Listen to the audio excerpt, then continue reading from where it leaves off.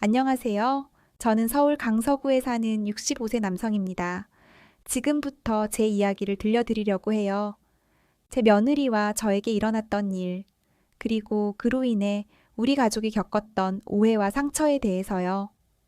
혹시 이 글을 읽으시는 분들 중에 저희처럼 억울한 상황에 계신 분이 있다면 조금이나마 위로가 됐으면 하는 마음입니다. 제 이름은 박종훈입니다. 30년간 중학교 수학교사로 일하다가 5년 전에 정년퇴직을 했어요. 아내는 제가 육아 10살 되던 해에 췌장암으로 세상을 떠났고 그 후로는 혼자 살고 있었죠. 아들 민우가 하나 있는데 벌써 35이 됐어요. 대기업에 다니는 성실한 아이예요.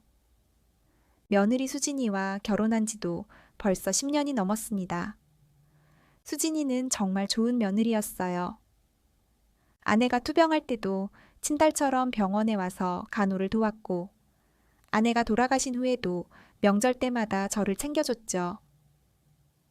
아버님, 혼자 계시지 마시고 저희 집에 오셔서 같이 사세요. 수진이는 늘 그렇게 말했어요. 하지만 나는 거절했습니다. 괜찮아. 나는 혼자가 편해. 너희는 너희끼리 살아라. 젊은 부부가 시아버지랑 같이 사는 게 편할 리 없잖아요. 그렇게 저는 강서구 아파트에서 혼자 살았고 아들 부부는 같은 구에 있는 다른 아파트에서 살았어요.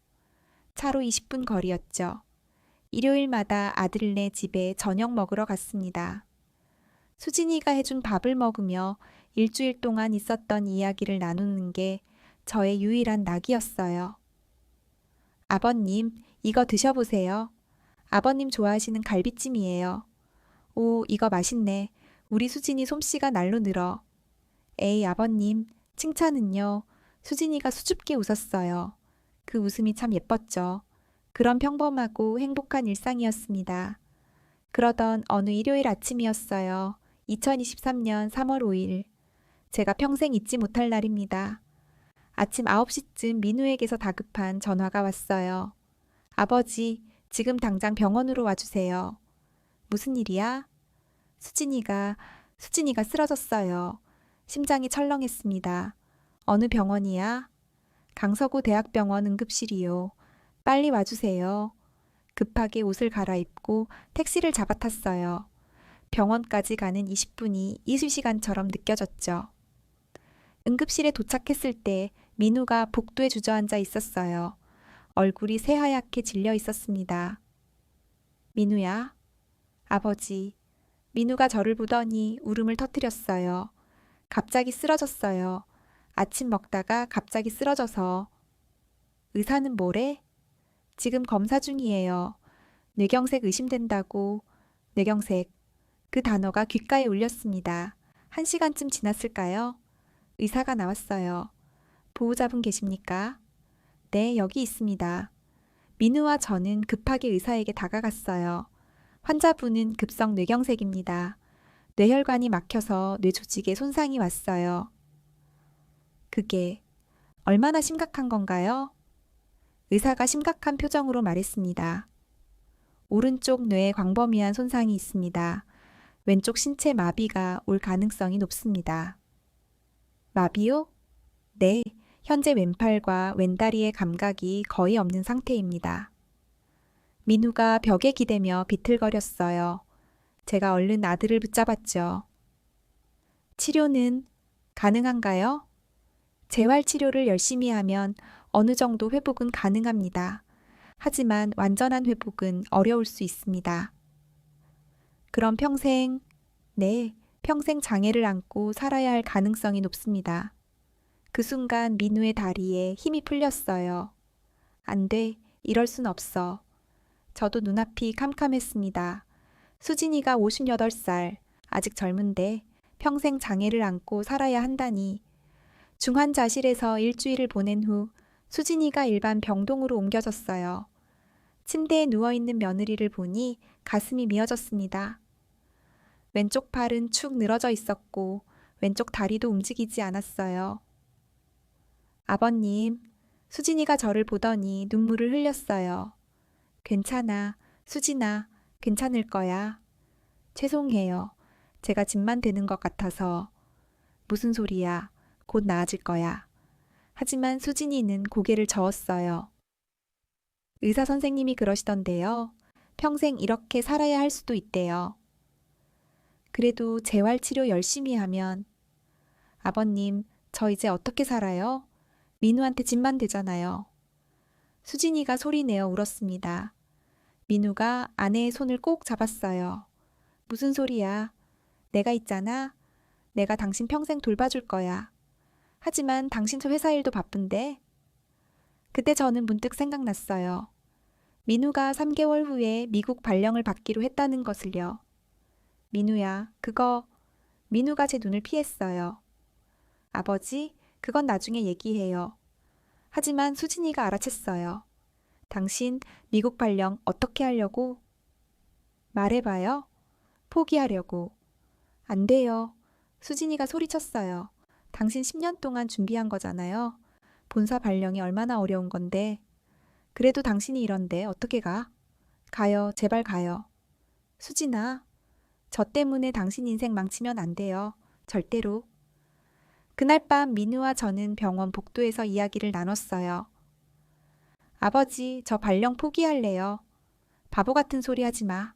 하지만 수진이를 어떻게 혼자 두고 가요? 내가 있잖아. 네? 저는 아들의 어깨를 꼭 잡았습니다. 네가 미국 가 있는 동안 내가 수진이를 돌볼게. 아버지, 넌 내일 해. 수진이는 내가 책임진다. 하지만 아버지 연세도 있으신데. 뭐야? 아직 팔팔해? 내 걱정은 하지 마. 민우의 눈에 눈물이 고였어요. 정말 괜찮으세요? 내 며느리를 내가 못 돌보겠니? 가서 열심히 일하고 와라. 한 달 후 수진이가 퇴원했어요. 재활치료는 외래로 계속 받기로 했죠. 퇴원하는 날 수진이를 휠체어에 태워 집으로 데려왔어요. 아파트 엘리베이터를 타고 올라가는데 수진이가 말했어요. 아버님, 정말 괜찮으세요? 괜찮아? 저 때문에 아버님까지 고생하시는 거. 고생은 무슨. 가족인데. 집 현관문을 열었을 때 수진이가 또 울었어요. 집이 텅 비어 있었거든요. 민우는 이미 일주일 전에 미국으로 떠났어요. 혼자 이 집에서 네가 어떻게 살아요? 혼자 아니야. 내가 있잖아. 하지만 매일 올게. 아침부터 저녁까지 내가 옆에 있을 테니까 걱정하지 마. 수진이를 침대에 눕혔어요. 왼쪽 팔과 다리는 여전히 움직이지 않았습니다.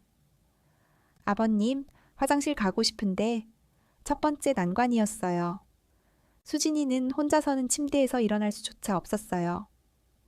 잠깐만 기다려. 저는 유튜브를 검색했어요. 환자 이동 방법이라고요.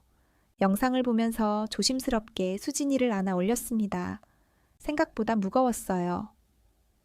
아니, 제가 나이가 든 거겠죠. 아버님, 괜찮으세요? 괜찮아, 잠깐만. 간신히 수진이를 휠체어에 앉혔어요. 허리가 욱신거렸지만 내색하지 않았습니다. 화장실 문 앞까지 밀고 갔어요. 이제 어떻게 해요? 그제야 깨달았어요. 휠체어에서 변기로 옮겨야 한다는 걸요. 저기, 아버님, 응? 제가 혼자 해볼게요. 밖에서 기다려주세요. 그래?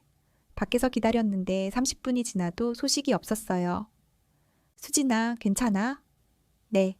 하지만 목소리가 떨리고 있었어요. 문 열어도 될까? 네. 문을 열었을 때 충격적인 광경이 펼쳐졌어요. 수진이가 병이 옆 바닥에 쓰러져 있었어요. 수진아, 혼자 하려다가 넘어졌어요. 얼굴이 새하얗게 질려 있었습니다. 다친 데 없어? 괜찮아요. 근데 일어날 수가 없어요. 저는 수진이를 조심스럽게 안아 올렸어요. 이번엔 허리가 아니라 등까지 아팠습니다. 하지만 참았어요. 수진이를 다시 휠체어에 앉혔어요. 미안해요, 아버님. 제가 혼자 하겠다고? 괜찮아. 다음부턴 내가 도와줄게. 하지만 화장실은 괜찮다니까. 부끄러워하지 마. 아픈 사람한테 무슨 부끄러움이 있어. 그날 밤 저는 인터넷을 뒤졌어요. 장애인 돌봄 방법, 환자 이동 요령, 기저귀 사용법. 몰랐던 게 너무 많았습니다. 새벽 3시가 되어서야 잠들었어요. 다음 날 아침 6시. 알람이 울렸습니다. 새로운 하루가 시작되었어요. 수진이를 돌보는 하루가요. 세수를 하고 아침을 간단히 먹었어요. 그리고 수진이네 집으로 향했습니다.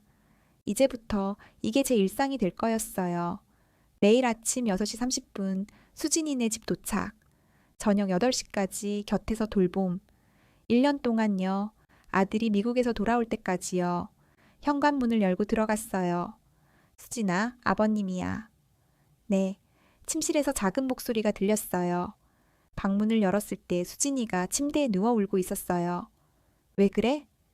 기저귀에 실수했어요. 그래? 괜찮아. 갈아주면 되지.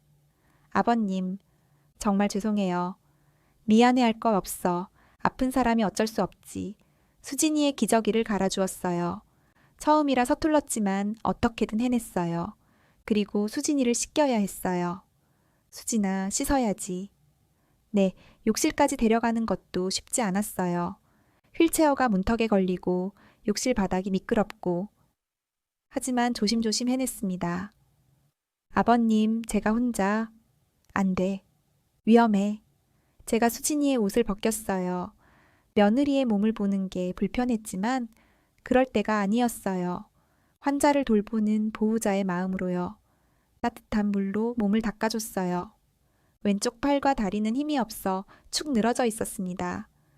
아버님, 죄송해요. 수진이가 계속 울었어요. 울지 마. 괜찮아. 씻기를 마치고 깨끗한 옷을 입혔어요. 1시간이 걸렸습니다. 그리고 아침 식사를 준비했어요. 죽을 끓여서 떠먹였습니다. 맛있어? 네? 감사해요. 다행이다. 오전 10시부터는 재활운동 시간이었어요. 병원에서 배운 대로 수진이의 팔과 다리를 움직여줬어요. 하나, 둘, 셋, 넷. 아파요. 조금만 참아. 이거 해야 나아져. 정말 나아질까요? 당연하지. 우리 수진이 꼭 다시 걷게 될 거야. 하지만 수진이는 고개를 저었어요. 아버님은 그렇게 말씀하시지만 진짜야? 내가 거짓말하겠니? 재활 운동을 1시간 하고 나면 저도 수진이도 땀범벅이 되었어요. 점심을 먹이고 낮잠을 재우고 오후에는 또 운동을 시키고 그렇게 하루가 갔어요.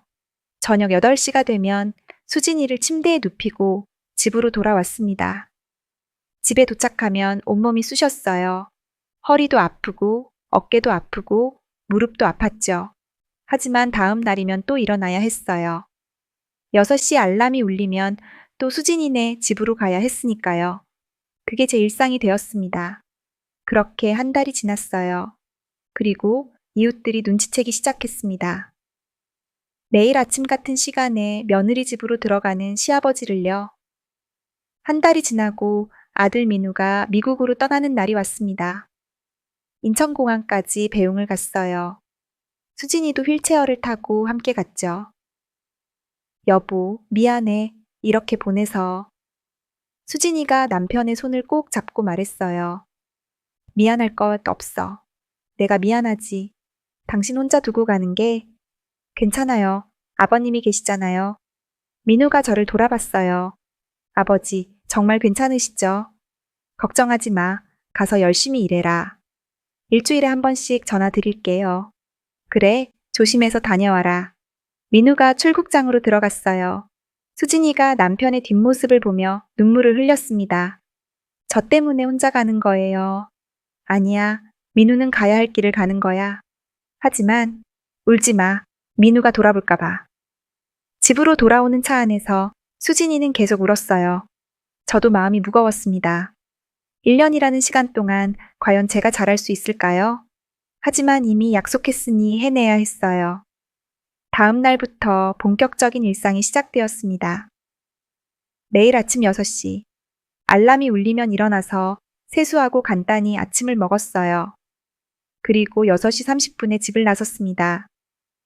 수진이네 아파트까지는 차로 20분 거리였어요. 7시 정각에 도착해서 현관 비밀번호를 누르고 들어갔습니다. 수진아, 아버님이야. 네, 늘 같은 대답이었어요. 침실로 가면 수진이가 침대에 누워 있었습니다. 잘 잤어? 네. 기저귀는 갈아야 할 것 같아요.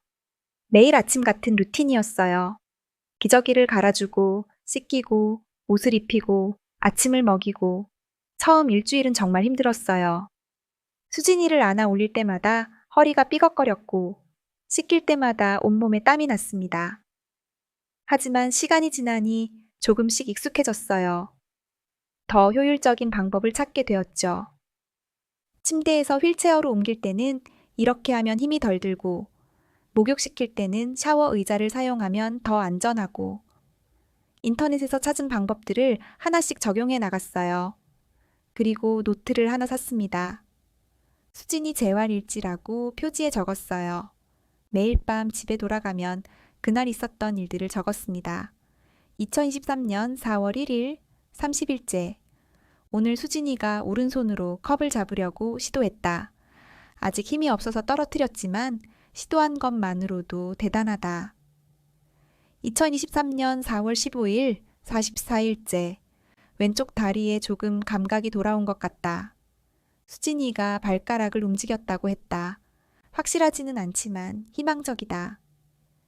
2023년 5월 3일 62일째. 재활운동 시간을 30분에서 1시간으로 늘렸다. 수진이가 힘들어하지만 포기하지 않는다. 기특하다. 매일 적다 보니 노트가 두꺼워졌어요. 하지만 그와 동시에 다른 것도 두꺼워지고 있었습니다. 이웃들의 의심이요. 5월 중순쯤이었을까요? 엘리베이터에서 같은 동주민을 만났어요. 안녕하세요. 제가 인사를 했지만 그 사람은 어색하게 웃기만 했어요. 아, 네? 안녕하세요. 그리고 저를 힐끔힐끔 쳐다봤습니다. 이상했어요. 예전에는 반갑게 인사하던 사람이었는데. 아파트 단지 마트에 장을 보러 갔을 때도 마찬가지였어요. 계산대에서 줄을 서고 있는데 뒤에서 수군거리는 소리가 들렸습니다. 저 사람 1동 사시는 분 아니에요? 맞아요. 혼자 사시는 걸로 아는데. 근데 왜 맨날 5동을 들락날락해요? 글쎄요. 저도 아침마다 보는데. 귀를 기울이지 않으려 했지만 다 들렸어요. 그날 저녁 집에 돌아와서 민우에게 전화했습니다. 민우야, 나야. 아버지, 어떻게 지내세요? 잘 지내지. 수진이도 잘 있고. 정말 감사해요, 아버지. 수진이 상태는 어때요? 조금씩 나아지고 있어. 오른손으로 숟가락을 잡을 수 있게 됐어. 정말요? 다행이다. 민우의 목소리에 안도감이 묻어났어요. 너는 일 잘 되고 있니? 네, 바쁘지만 잘하고 있어요. 아버지 덕분에 마음 놓고 일할 수 있어요. 전화를 끊고 나니 뿌듯했습니다. 내가 아들에게 도움이 되고 있구나. 6월이 되었어요. 날씨가 더워지기 시작했습니다. 수진이를 씻길 때마다 땀이 비 오듯 흘렀어요. 아버님, 너무 더운데 괜찮으세요? 괜찮아. 넌 시원하니? 네. 근데 아버님 얼굴이 너무 빨개요. 이 정도는 괜찮아. 하지만 사실 힘들었어요. 5세의 몸으로 매일 이렇게 움직이는 게 쉬운 일은 아니었죠. 어느 날은 수진이를 씻기다가 어지러워서 잠깐 앉아 있었어요. 아버님, 괜찮으세요? 괜찮아. 잠깐 쉬었다 할게. 아버님, 제발 무리하지 마세요. 무리 아니야. 조금 더운 것뿐이야. 하지만 수진이는 걱정스러운 표정이었어요. 그날 오후 2시쯤이었어요. 수진이 목욕을 다 마치고 옷을 갈아입힌 후 잠깐 마트에 다녀오기로 했습니다. 수진아, 저녁 뭐 먹고 싶어? 아무거나 괜찮아요. 아니야. 말해봐. 뭐 먹고 싶은데? 그럼 된장찌개요. 좋아. 그럼 재료 사올게. 30분 안에 올게. 집을 나서는데 복도에서 옆집 아주머니와 마주쳤어요.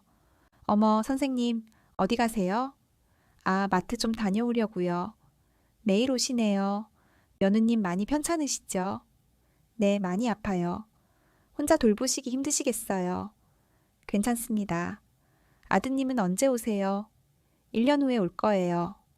어머, 1년이나요? 그럼 그때까지 선생님이 혼자. 네, 제가 돌봐야죠. 아주머니의 표정이 미묘하게 변했어요. 그래도 매일 오시는 건 좀 뭐가 문제라도 있나요? 아니에요. 그냥 사람들이 좀 이상하게 생각할 수도 있을 것 같아서요.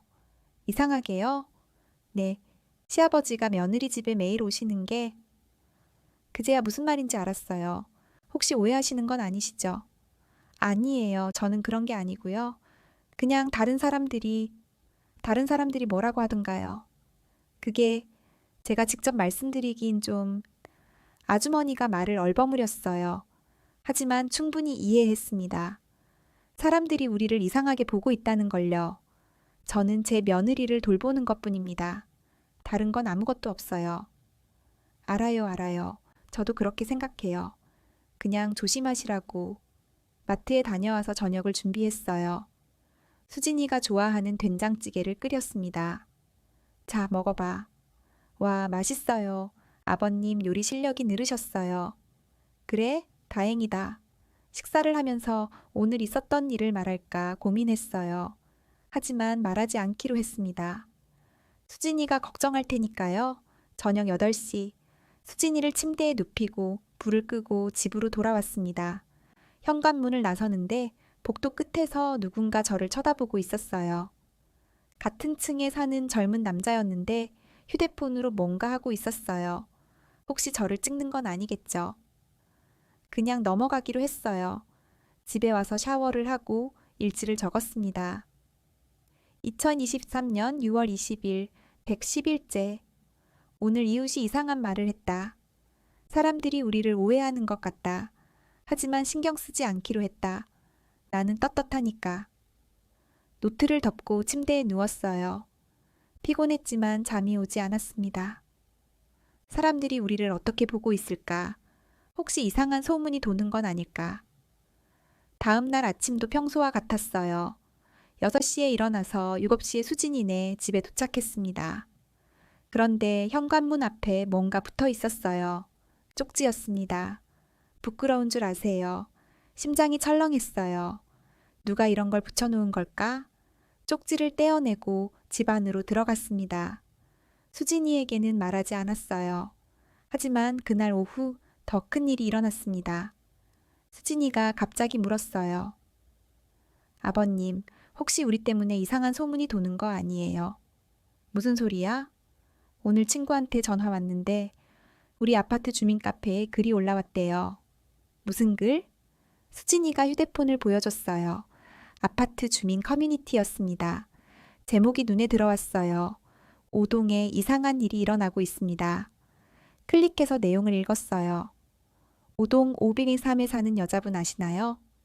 남편은 해외에 나가 있고 혼자 사는데 매일 나이 드신 남자분이 아침부터 저녁까지 집에 들어가 계십니다.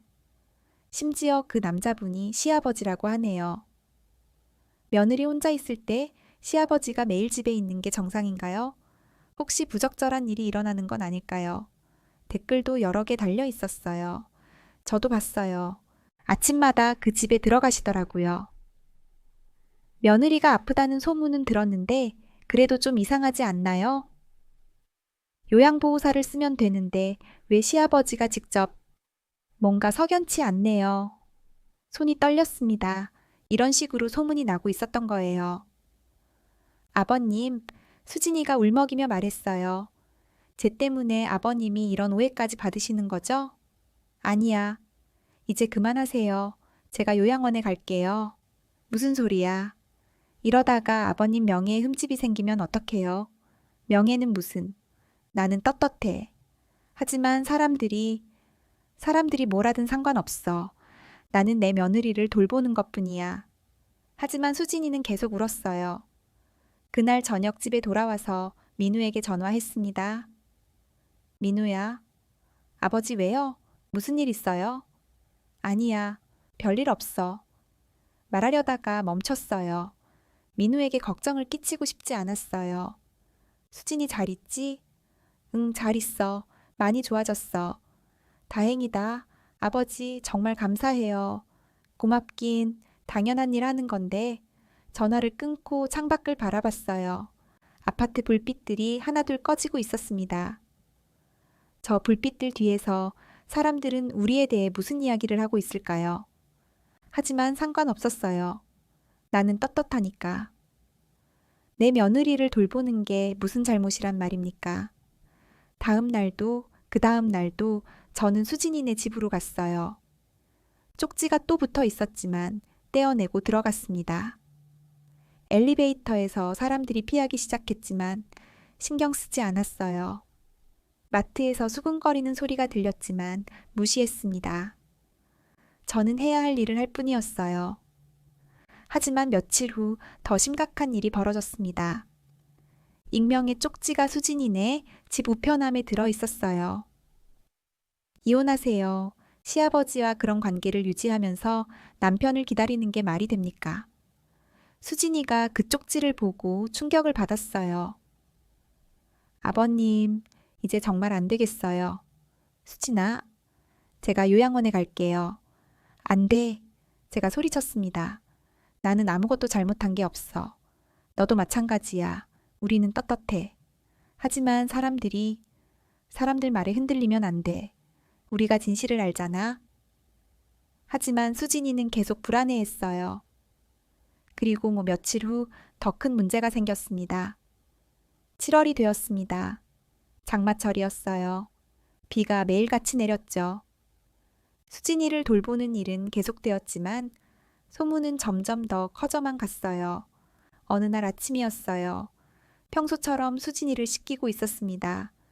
욕실에서 땀을 뻘뻘 흘리며 수진이의 몸을 닦아주고 있었죠. 아버님, 제가 정말 죄송해요. 괜찮다니까. 이제 익숙해졌어. 하지만 아버님이 너무 힘드셔 보여요. 안 힘들어. 걱정 마. 거짓말이었어요. 사실 요즘 허리 통증이 심해져서 밤에 잠을 제대로 못 잤어요. 하지만 수진이한테 걱정감 끼치고 싶지 않았습니다. 목욕을 마치고 수진이에게 옷을 입혔어요.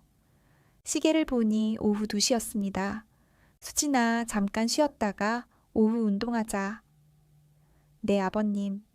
저는 잠깐 화장실에 다녀오려고 현관 쪽으로 갔어요. 문을 열고 나가는데 복도에서 누군가 저를 쳐다보고 있었습니다. 같은 층에 사는 50대 아주머니였어요. 안녕하세요. 제가 인사를 했지만 그 아주머니는 대답도 하지 않고 저를 위아래로 훑어봤어요. 제 얼굴에는 땀이 흐르고 있었고 셔츠도 땀에 젖어 있었죠. 아주머니의 눈빛이 이상했어요. 의심과 경멸이 섞인 그런 눈빛. 뭐 하시는 거예요? 아주머니가 차갑게 물었어요. 네? 며느리 집에서 뭐 하시길래 그렇게 땀을 흘리세요? 순간 머리가 멍해졌습니다. 며느리를 씻겨줬습니다. 씻겨줬다고요? 네. 며느리가 혼자서는 못 씻으니까요. 그래도 그건 요양보호사가 할 일이지 시아버지가 할 일은 아니잖아요. 돈이 없어서 요양보호사를 못 쓰는데 어떡합니까? 그럼 친정어머니를 부르시든지. 친정어머니는 이미 돌아가셨습니다. 아주머니는 코웃음을 쳤어요. 그래도 이건 아니죠. 아무리 그래도 더 이상 듣고 싶지 않았어요. 실례하겠습니다. 저는 고개를 숙이고 엘리베이터로 향했습니다. 뒤에서 아주머니가 중얼거리는 소리가 들렸어요. 저 나이에 부끄러운 줄도 모르고 엘리베이터 문이 닫혔습니다. 거울에 비친 제 모습을 봤어요. 땀에 젖은 셔츠, 지친 얼굴, 흐트러진 머리.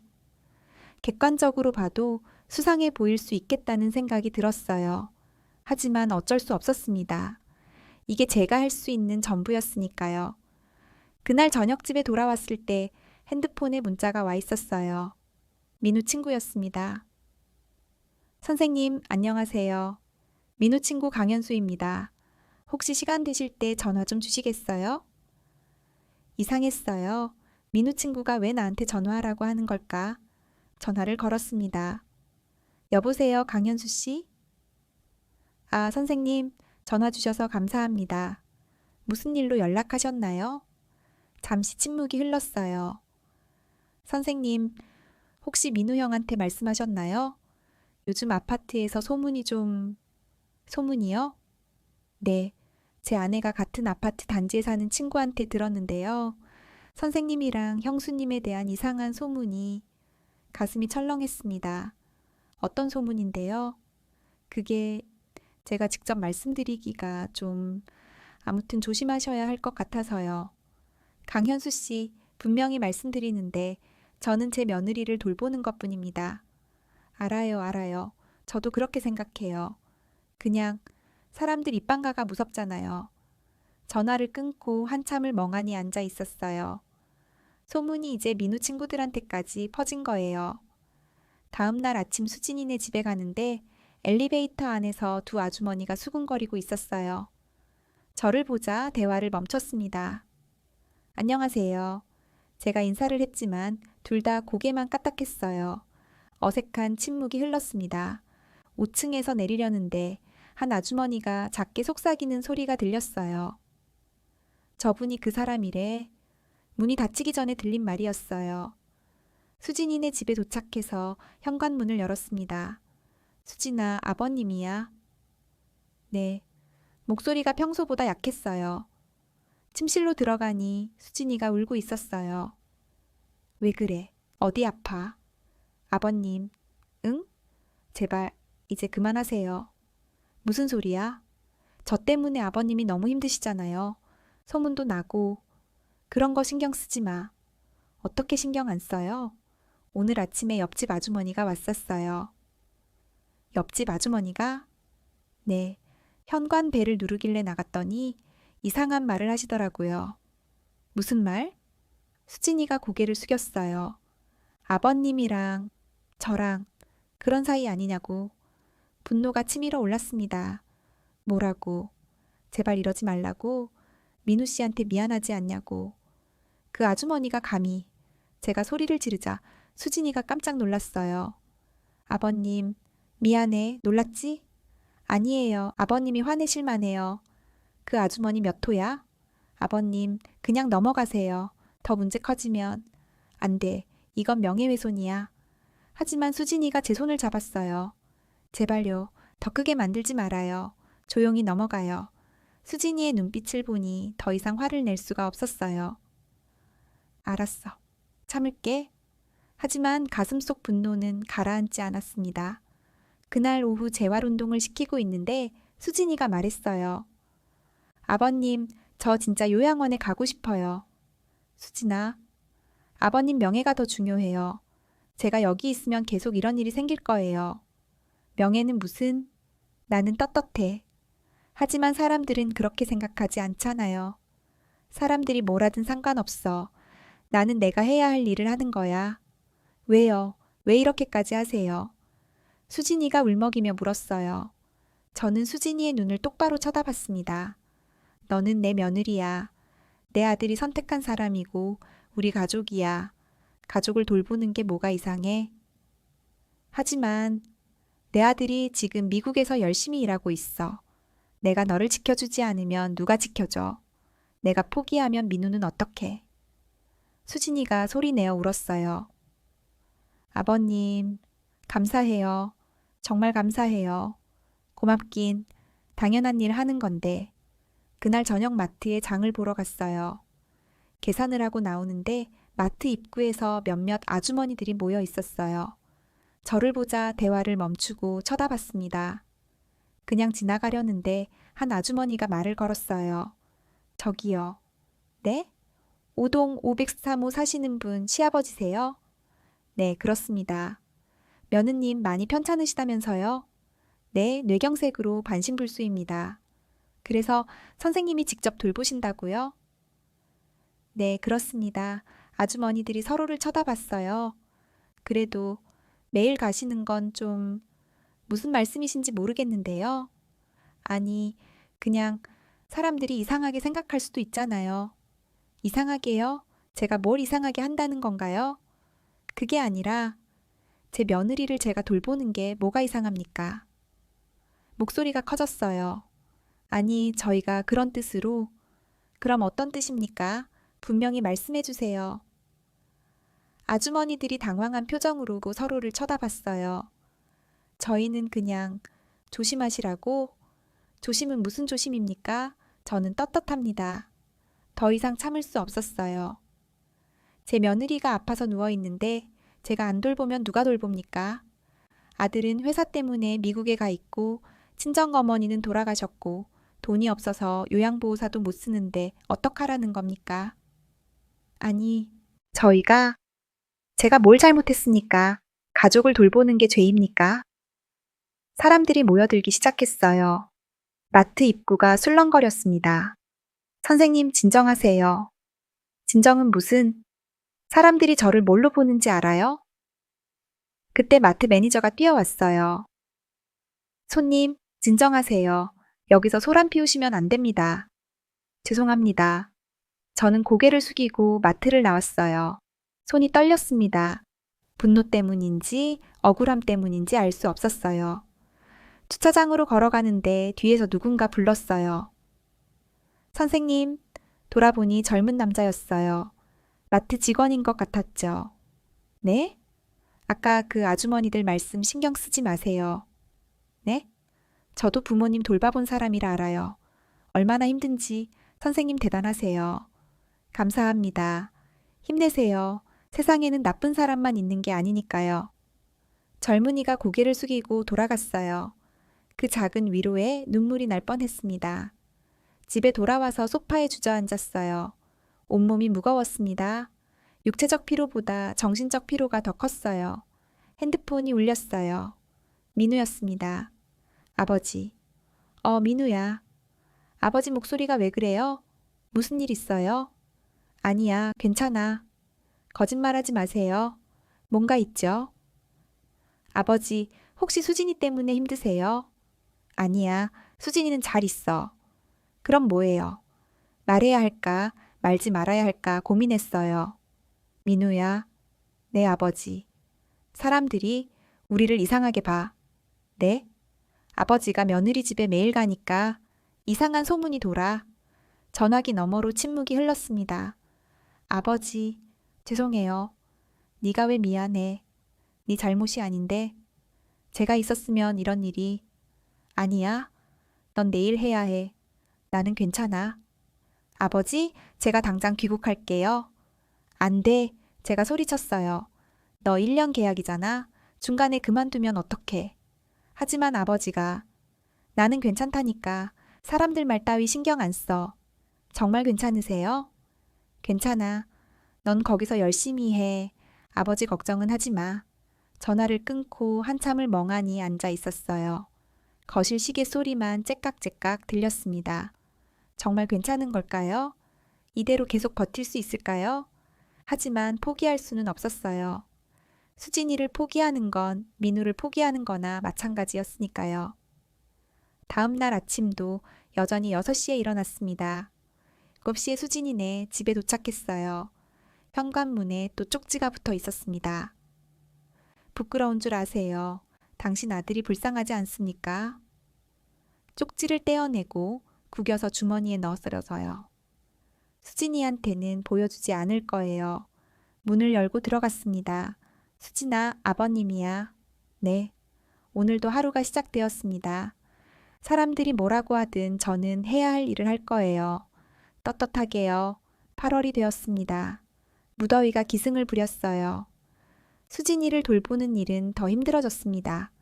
에어컨을 틀어놔도 땀이 비오듯 흘렀어요. 아버님, 물 좀 드세요. 고마워, 너도 마셔. 수진이가 오른손으로 컵을 들었어요. 5개월 전에는 상상도 못할 일이었죠. 오, 잘하네. 이제 제법인데? 아버님 덕분이에요. 무슨 소리야? 네가 열심히 한 거지. 재활 운동 시간이 되었어요. 수진이의 왼쪽 다리를 천천히 들어 올렸습니다. 하나, 둘, 셋. 아파요. 조금만 참아. 거의 다 했어. 30분간의 운동을 마치고 수진이를 침대에 눕혔어요. 아버님도 좀 쉬세요. 너무 무리하시는 것 같아요. 괜찮아. 나는 팔팔해. 하지만 사실 요즘 많이 힘들었어요. 밤에 허리 통증 때문에 잠을 제대로 못 잤어요. 아침에 일어나면 온몸이 뻐근했죠. 하지만 수진이한테는 절대 내색하지 않았습니다. 오후 2시쯤 수진이가 잠이 들었어요. 저는 거실 소파에 앉아 잠시 쉬었습니다.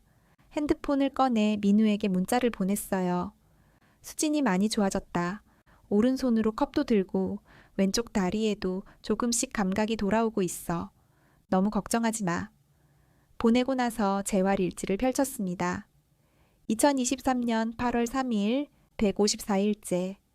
오늘 수진이가 혼자서 앉기에 성공했다. 10초 정도였지만 대단한 진전이다. 계속 이렇게 나아지기를 바란다.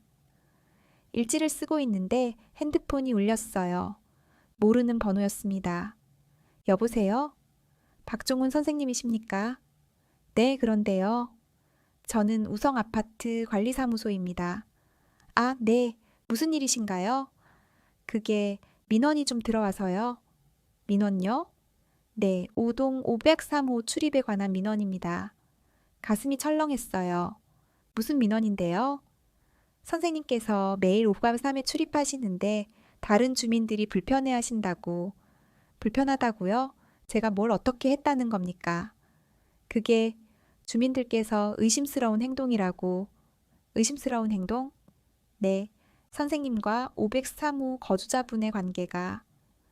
더 이상 듣고 싶지 않았어요. 거기 며느리가 제 며느리입니다. 제가 돌보는 거예요. 아, 그렇군요. 하지만 주민들이 뭐라고 하든 저는 제 며느리를 돌볼 겁니다. 법적으로 문제되는 게 있습니까? 법적으로는 문제가 없습니다만. 그럼 됐습니다. 전화를 끊었어요. 손이 떨렸습니다. 이제는 관리사무소까지 민원이 들어간 거예요. 그날 저녁 집에 돌아왔을 때 우편함에 편지가 들어 있었어요. 아파트 관리사무소에서 보낸 공문이었습니다.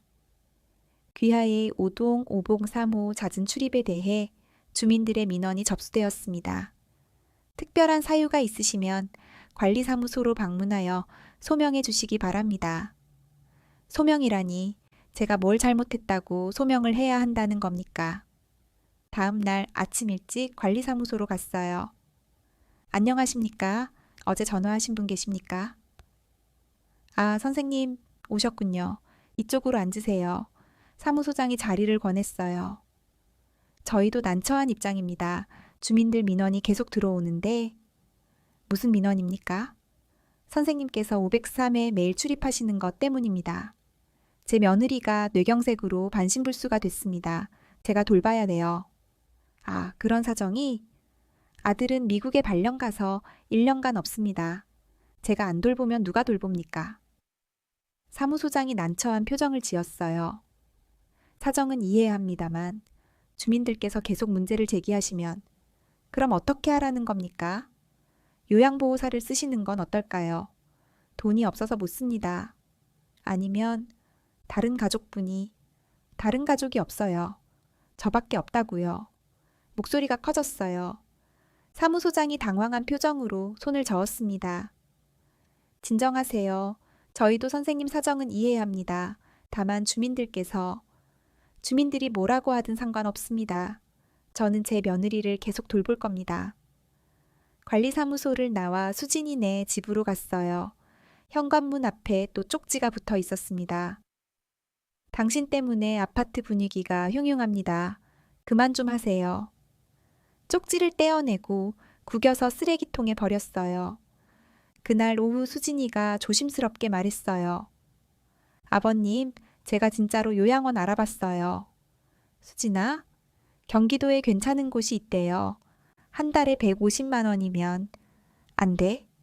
아버님, 이제 정말 안 되겠어요. 아버님이 너무 힘드시잖아요.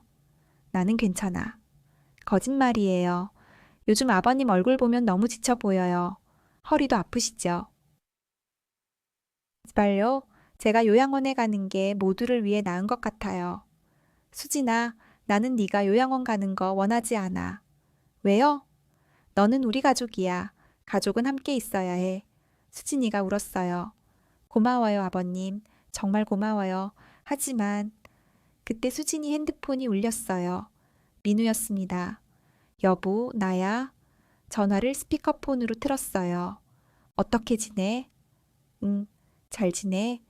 하지만 수진이 목소리가 떨렸어요. 왜 그래? 무슨 일 있어? 아니야. 괜찮아. 수진아, 뭔가 있지? 말해봐. 수진이가 저를 쳐다봤어요. 말하지 말라는 눈빛이었죠. 하지만 저는 고개를 끄덕였습니다. 말해야 한다고요. 여보, 사실은 수진이가 그동안 있었던 일들을 민우에게 말했어요.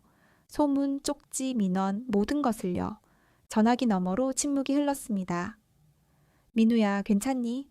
제가 물었어요. 아버지, 죄송해요. 민우의 목소리가 떨렸어요. 제가 있었어야 하는데, 쟤 때문에 내 잘못 아니야. 아버지, 제가 당장 귀국할게요. 안 돼?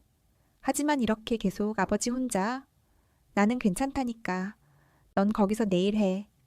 아버지, 민우야, 아버지 말 들어. 넌 1년 계약이잖아. 중간에 그만두면 내 경력에 흠집 나. 그래도 아버지 걱정은 하지 마. 나는 떳떳하니까. 전화를 끊고 나서 수진이가 말했어요. 아버님, 민우 오빠한테 말했어야 했어요. 이미 말했잖아. 더 일찍이요? 이렇게 심각해지기 전에? 말해봤자 민우만 걱정할 거야. 차라리 모르는 게 나아. 그날 밤 집에 돌아와서 재활일지를 적었어요. 2023년 8월 15일 166일째. 오늘 수진이가 요양원에 가고 싶다고 했다. 나는 허락하지 않았다. 포기할 수 없다. 민우에게도 미안하지만 수진이한테도 미안하다.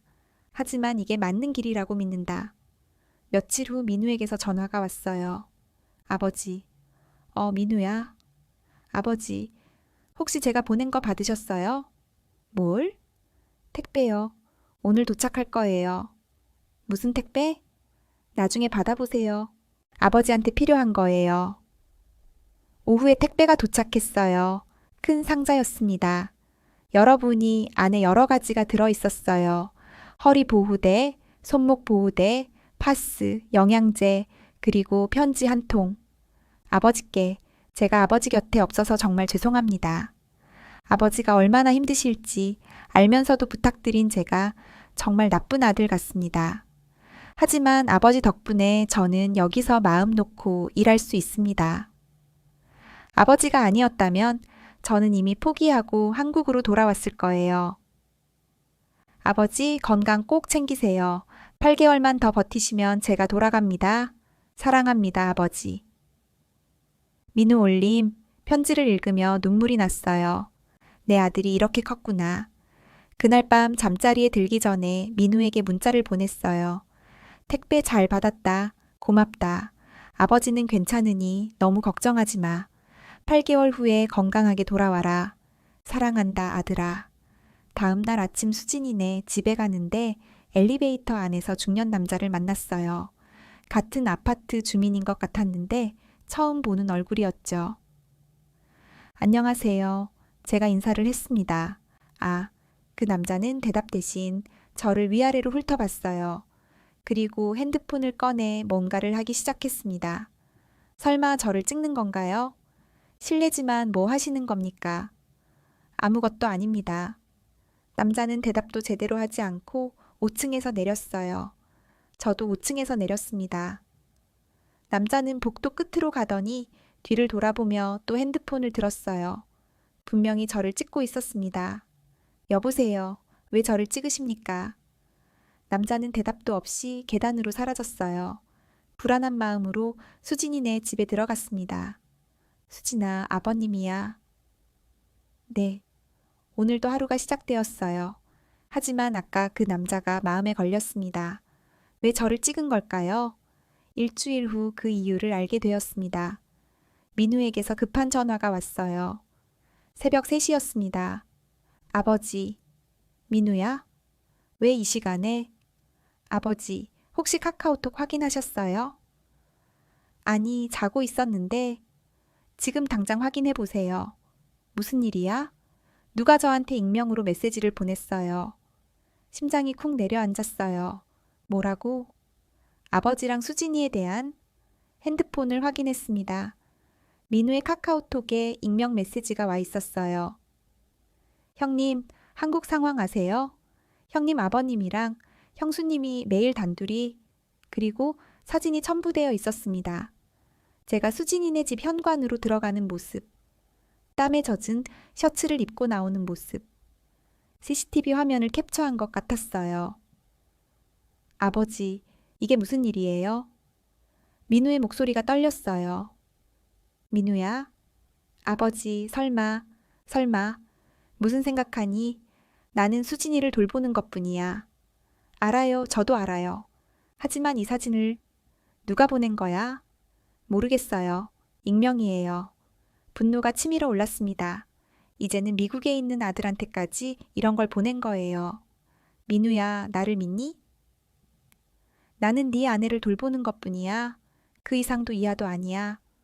알아요, 아버지. 저는 아버지 믿어요. 그럼 됐어. 다른 사람들이 뭐라고 하든 상관없어. 하지만 아버지, 이건 너무... 민우야, 나는 떳떳해. 그걸 기억해라. 전화를 끊고 침대에 앉았어요. 손이 떨렸습니다. 이제는 정말 선을 넘은 거예요. 9월이 되었습니다. 이제 수진이를 돌본 지 6개월이 넘었어요. 익명 메시지 사건 이후로 민우는 매일 전화를 했습니다. 아버지, 괜찮으세요? 괜찮아. 걱정하지 마. 정말 제가 귀국할까요? 안 돼. 내일 계속해. 같은 대화가 매일 반복되었어요. 민우도 불안하고 저도 지쳐갔지만 포기할 수는 없었습니다. 어느 날 아침이었어요. 평소처럼 수진이를 씻기고 있었습니다. 욕실에서 샤워 의자에 앉은 수진이의 몸을 닦아주고 있었죠. 아버님, 제가 혼자 해볼게요. 괜찮아. 내가 도와줄게. 수진이를 샤워 의자에서 일으켜 세우려고 했어요. 그때였습니다. 갑자기 허리에 전기가 흐르는 것 같은 통증이 왔어요. 아버님, 수진이가 놀라서 소리쳤습니다. 하지만 저는 수진이를 놓칠 수 없었어요. 떨어지면 다칠 테니까요. 이를 악물고 수진이를 휠체어에 앉혔습니다. 아버님, 괜찮으세요? 괜찮아. 잠깐만. 허리를 펴려고 했지만 움직일 수가 없었어요. 통증이 너무 심했습니다. 아버님, 병원 가셔야 해요. 괜찮아. 조금 있으면 나아질 거야. 하지만 시간이 지나도 나아지지 않았어요. 오히려 더 심해졌습니다. 아버님, 제발요. 병원 가세요. 수진이가 울먹이며 말했어요. 알았어. 잠깐만. 간신히 수진이에게 옷을 입히고 침대에 눕혔습니다. 그리고 택시를 불렀어요. 수진아, 잠깐 병원 다녀올게. 저도 같이 갈게요. 안 돼? 넌 여기 있어. 금방 올게. 병원에 도착했을 때는 허리를 거의 못 펼 지경이었어요. 환자분, 어디가 불편하신가요? 허리가 너무 아파요. 엑스레이와 MRI 검사를 했습니다. 1시간 후 진료실에 들어갔어요. 의사가 심각한 표정으로 영상을 보여줬습니다. 허리 디스크입니다. 그것도 꽤 심각한 상태예요. 디스크요? 네, 4번과 5번, 요추 사이 디스크가 튀어나와 신경을 누르고 있습니다. 치료는 어떻게 하나요? 일단 물리치료와 약물치료를 해보고 그래도 안 되면 수술을 고려해야 합니다. 수술이요? 네, 하지만 우선 절대적인 안정이 필요합니다. 얼마나요? 최소 2주는 무리하시면 안 됩니다. 특히 무거운 것을 들거나 허리를 굽히는 동작은 절대 금물입니다. 하지만 환자분, 지금 상태로 무리하시면 신경이 더 손상될 수 있습니다. 최악의 경우 하반신 마비까지 올 수 있어요. 의사의 말에 정신이 번쩍 들었어요. 혹시 지금 무리한 일 하고 계신가요? 무슨 일 하시는데요? 환자를 돌보고 있습니다. 환자를요? 요양보호사세요? 아니요. 제 며느리를 돌보고 있어요. 의사가 고개를 끄덕였어요. 아, 그래서 이렇게 되신 거군요. 솔직히 말씀드리면 65세 연세의 환자를 혼자 돌보시는 건 무리입니다. 하지만 제가 안 하면 가족이시니 마음은 이해합니다. 하지만 환자분이 쓰러지시면 며느리분은 어떻게 하시려고요? 맞는 말이었어요. 제가 쓰러지면 수진이는 정말 혼자가 되는 거예요. 요양보호사를 알아보세요. 건강보험공단에 신청하면 지원받을 수 있습니다. 알겠습니다. 처방전을 받고 약국에서 약을 샀어요. 소염진통제, 근육이완제, 그리고 택시를 타고 수진이네 집으로 돌아갔습니다. 아버님, 괜찮으세요? 수진이가 걱정스러운 얼굴로 물었어요. 괜찮아, 디스크래. 약 먹고 쉬면 나아진대. 디스크요? 그럼 당분간 쉬셔야죠. 응, 의사가 2주 쉬래. 그럼 어떡해요? 그동안 저는 수진이의 얼굴이 창백해졌어요. 괜찮아. 내가 어떻게든 할게. 안 돼요? 아버님 더 다치시면 어떡해요? 수진아, 요양보호사 부르세요. 제발요. 돈이? 제 적금 깨면 돼요. 제발 아버님 건강 먼저 생각하세요. 하지만 저는 고개를 저었어요. 그 돈은 너희 돈이야. 내가 쓸 수 없어. 아버님, 그날 저녁 파스를 붙이고 약을 먹었어요. 하지만 통증은 쉽게 가라앉지 않았습니다. 민우에게 전화했어요. 민우야? 네, 아버지. 아버지가 허리를 좀 다쳤어. 네, 어떡해요? 디스크래. 수진이 돌보다가. 아버지, 병원 가보셨어요? 응, 다녀왔어. 의사가 뭐래요? 2주 쉬래. 무리하지 말래. 그럼 당장 쉬세요. 하지만 수진이를 아버지, 제발요. 아버지까지 쓰러지시면 어떡해요? 알았어. 생각해 볼게. 전화를 끊고 침대에 누웠어요. 온몸이 무거웠습니다. 다음 날 아침 6시. 알람이 울렸지만 일어날 수가 없었어요. 허리가 너무 아팠습니다. 침대에서 일어나려고 했지만 실패했어요. 30분을 고생한 끝에 간신히 일어났습니다. 세수를 하고 옷을 갈아입는 것도 힘들었어요. 값이 30분. 평소보다 30분 늦게 수진이네 집에 도착했습니다. 수진아, 아버님이야. 아버님, 왜 이렇게 늦으셨어요? 걱정했잖아요. 미안해. 좀 늦었네. 수진이의 방으로 들어갔어요. 기저귀를 갈아줘야 했습니다. 하지만 허리를 굽힐 수가 없었어요. 아버님, 괜찮으세요? 괜찮아. 잠깐만. 이를 악물고 수진이의 기저귀를 갈았습니다. 땀이 비 오듯 흘렀어요. 아버님, 오늘은 그만 가세요. 저 혼자 있을게요. 안 돼. 제발요. 아버님 보는 제가 더 힘들어요. 괜찮아. 내가 할 수 있어. 욕실로 수진이를 데려가야 했어요. 침대에서 휠체어로 옮기는 일부터가 고역이었습니다. 수진이를 안아 올리려는 순간 허리에 또 통증이 왔어요. 으악. 아버님, 수진이가 소리쳤어요. 하지만 저는 참았습니다. 이를 악물고 수진이를 휠체어에 앉혔어요. 아버님, 제발 이러지 마세요. 수진이가 울었습니다. 괜찮아, 괜찮아. 욕실에서 수진이를 씻기는 동안 계속 허리 통증과 싸워야 했어요. 1시간이 걸렸습니다.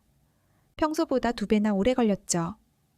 씻기를 마치고 수진이를 침대에 눕히고 나니 저도 쓰러질 것 같았어요. 거실 소파에 주저앉았습니다.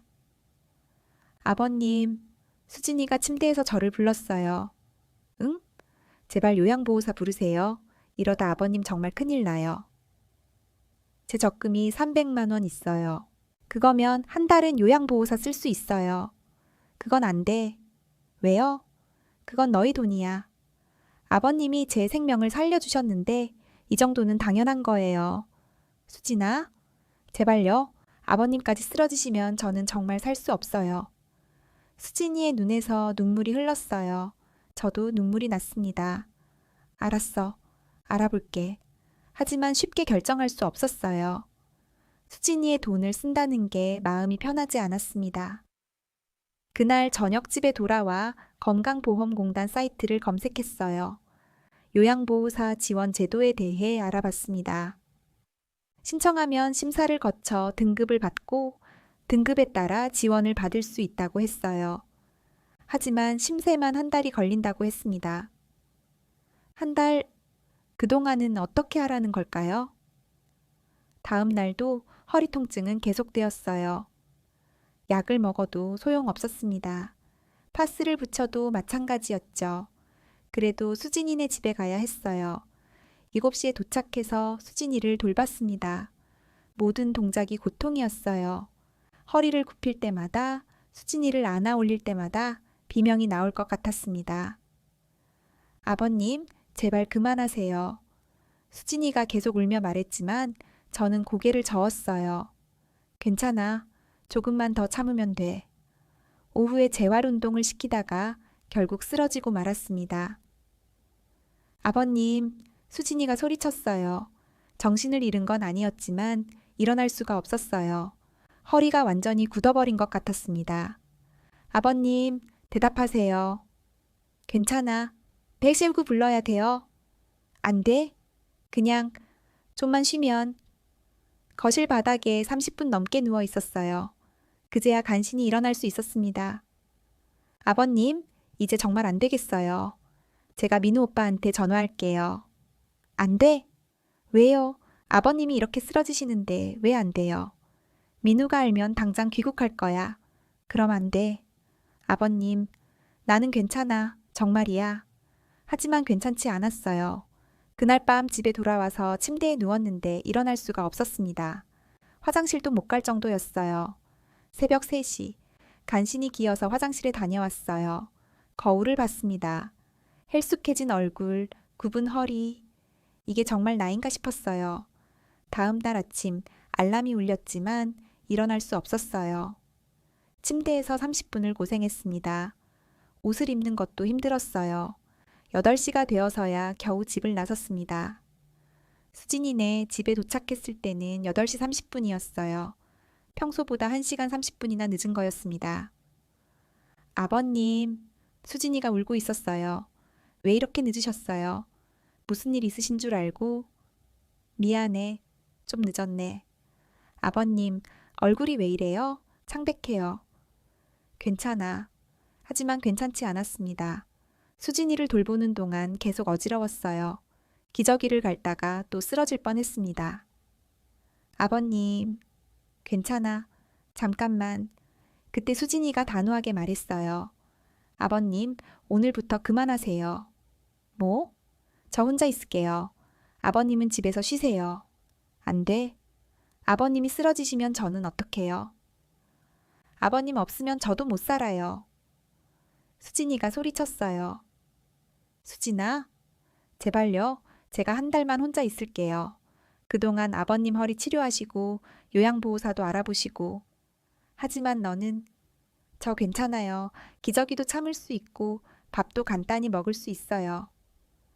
그래도 제발요 아버님. 제발. 수진이의 눈빛이 진지했어요. 저는 한참을 고민했습니다. 정말로 지금 제 상태로는 수진이를 제대로 돌볼 수 없었어요. 오히려 수진이한테 걱정만 끼치고 있었죠. 알았어. 정말요? 응. 일주일만 쉴게. 그동안 허리 치료 받을게. 감사해요, 아버님. 하지만 집에 돌아와서도 마음이 편치 않았어요. 수진이가 혼자 어떻게 지낼까? 밤에 재활일지를 펼쳤습니다. 2023년 9월 20일 200일째. 오늘 수진이에게 일주일 쉬겠다고 말했다. 허리가 너무 아파서 더 이상 버틸 수가 없다. 미안하다, 수진아. 금방 나아서 돌아갈게. 일지를 덮고 침대에 누웠어요. 눈물이 났습니다. 내가 왜 이렇게 무력한가? 내 며느리 하나 제대로 돌보지 못하는 이 무력함이 너무 괴로웠습니다. 일주일이 지났습니다. 그 일주일 동안 저는 집에서 쉬었어요. 병원에서 물리치료를 받고 약을 먹고 하루 종일 누워 있었습니다. 하지만 마음은 편하지 않았어요. 수진이가 계속 걱정되었습니다. 매일 전화를 했어요. 수진아, 괜찮니? 네, 아버님. 괜찮아요. 밥은 먹었어? 네, 간단히 먹었어요. 혼자 있기 힘들지? 괜찮아요. 아버님이나 빨리 나으세요. 하지만 수진이 목소리에는 피로가 묻어났어요. 일주일 후 다시 병원에 갔습니다. 많이 좋아지셨네요. 이제 일상생활은 가능하실 것 같아요. 그럼 다시 일할 수 있나요? 일이요? 무슨 일 하시는데요? 환자 돌보는 일이요. 의사가 고개를 저었어요. 안 됩니다. 아직 완전히 회복된 게 아니에요. 무거운 것 들거나 허리 굽히는 일은 절대 안 됩니다. 하지만 최소 한 달은 더 조심하셔야 해요. 그리고 환자 돌보는 일은 솔직히 환자분 연세에는 권하고 싶지 않습니다. 알겠습니다. 병원을 나와 수진이에게 전화했어요. 수진아, 내일부터 다시 갈게. 아버님, 아직 안 되셨잖아요. 많이 좋아졌어. 이제 괜찮아. 하지만 의사 선생님이 괜찮다니까. 내일 봐. 다음 날 아침 6시. 오랜만에 알람에 일어났어요. 허리는 여전히 뻐근했지만 참을 만했습니다. 7시에 수진이네 집으로 향했어요. 현관문을 열고 들어가는 순간 놀랐습니다. 집안이 엉망이었어요. 거실 바닥에는 컵라면 용기들이 널려 있었고 냄새가 났습니다. 수진아, 급하게 침실로 달려갔어요. 수진이가 침대에 누워 있었는데 얼굴이 창백했어요. 아버님, 왜 이래? 어디 아파? 아니에요. 괜찮아요. 하지만 괜찮아 보이지 않았어요. 기저귀를 확인했습니다. 한참 전에 갈았어야 하는데 그대로였어요. 수진아, 왜 이렇게 뒀어? 혼자서는 못 갈았어요. 그럼 나한테 전화했어야지. 아버님 쉬시는데 방해하고 싶지 않았어요. 가슴이 미어졌습니다. 바보 같은 소리 하지 마. 언제든지 전화해도 돼. 급하게 기저귀를 갈아주고 씻겼어요. 수진이의 몸에서 냄새가 났습니다. 일주일 동안 제대로 씻지 못한 거예요. 수진아, 미안해. 내가 너무 오래 쉬었어. 아니에요. 아버님 잘못 없어요. 씻기를 마치고 아침을 준비했어요. 죽을 끓여서 먹였습니다. 수진이가 맛있게 먹는 모습을 보니 눈물이 났어요. 많이 힘들었지? 괜찮았어요. 거짓말, 얼마나 힘들었어. 정말 괜찮았어요. 아버님이 돌아오실 거 알았으니까요. 그날부터 다시 일상이 시작되었어요. 하지만 예전 같지 않았습니다. 허리가 계속 아팠고 조금만 무리하면 통증이 왔어요. 10월이 되었습니다. 어느 날 오후였어요. 수진이를 목욕시키고 나서 거실에 앉아 쉬고 있었습니다. 핸드폰이 울렸어요. 민우였습니다. 아버지, 민우야. 아버지, 저 결정했어요. 뭘? 귀국할래요. 무슨 소리야? 회사에 조기 귀국 신청했어요. 다음 주에 들어갈 거예요. 안 돼? 제가 소리쳤어요. 왜 그래? 아직 2개월이나 남았잖아. 더 이상은 못 참겠어요. 아버지 혼자 너무 힘드시잖아요. 나는 괜찮아. 괜찮지 않아요. 아버지 허리 다친 거 알아요. 수진이한테 들었어요. 수진이가? 네, 수진이가 전화했어요. 아버지가 쓰러지셨는데도 계속 자기를 돌보신다고. 제발 민우 오빠 좀 돌아오라고. 그 애가 아버지, 저 이제 돌아갈래요. 제가 있어야죠.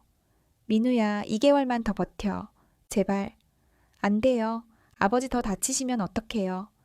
나는 괜찮다니까. 아버지, 민우의 목소리가 떨렸어요. 제발, 저 좀 가게 해주세요. 저도 힘들어요. 여기 있으면서 매일 아버지 걱정하는 게 너무 힘들어요. 2개월 후에 정상적으로 귀국하면 좋은 평가 받고 승진도 빠를 거예요. 하지만 지금 가면 그게 다 물거품이 돼요. 알아요. 하지만 상관없어요. 아버지가 더 중요해요. 민우야, 다음 주 월요일에 도착해요. 그때까지만 부탁드려요. 전화가 끊어졌어요. 저는 한참을 핸드폰을 들고 있었습니다. 민우가 돌아온다. 조기 귀국으로요. 쟤 때문에 아들의 경력에 흠집이 가는 거예요. 그날 저녁 수진이에게 말했어요. 민우가 다음 주에 온대. 네. 너 민우한테 전화했지? 죄송해요. 왜 그랬어? 아버님이 너무 힘들어 보이셔서. 저 때문에 아버님까지 쓰러지시면 안 될 것 같아서. 민우 경력에 문제 생기는 거 알면서? 알아요. 하지만 아버님이 더 중요해요. 수진이가 울었어요. 미안해요. 제가 다 망쳤어요. 아니야. 네 잘못 아니야. 월요일이 되었습니다. 민우가 인천공항에 도착하는 날이었어요. 오후 3시에 도착한다고 했습니다. 저는 평소처럼 수진이를 돌봤어요. 점심을 먹이고 오후 재활운동을 시켰습니다. 2시쯤 되었을 때 수진이가 말했어요. 아버님, 이제 그만 가세요. 민우 오빠 곧 올 거예요. 응, 조금만 더 하고. 괜찮아요. 이제 남편이 돌볼 거예요. 그래도 아버님 정말 감사했어요. 아버님 아니었으면 저 죽었을 거예요. 무슨 소리야? 당연한 일 한 거야. 아니에요. 당연한 게 아니에요. 세상에 아버님 같은 시아버지 없어요.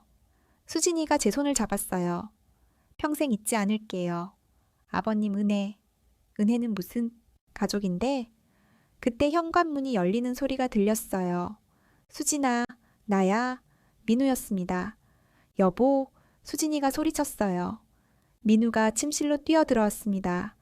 여보, 괜찮아? 응, 괜찮아. 왔구나. 민우가 아내를 끌어안았어요. 미안해, 늦어서. 괜찮아. 아버님이 계셨잖아. 민우가 저를 돌아봤어요. 아버지, 어서 와라.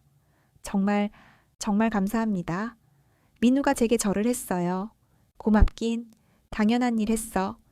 아버지 덕분에 제가 여기까지 버틸 수 있었어요. 이제 네가 돌봐라.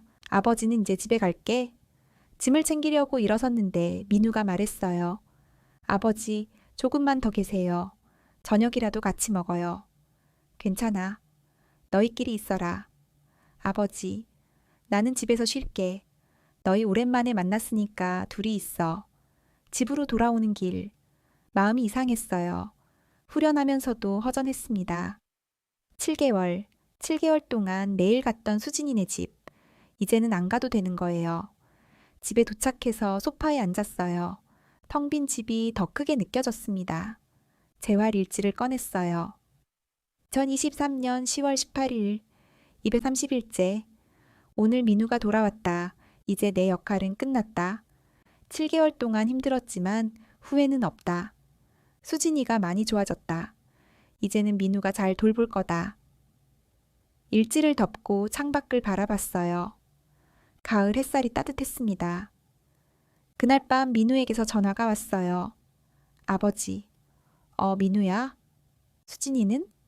잠들었어요. 그래, 많이 힘들었을 거야. 아버지, 민우의 목소리가 떨렸어요. 제가 너무 늦게 온 것 같아요. 무슨 소리야?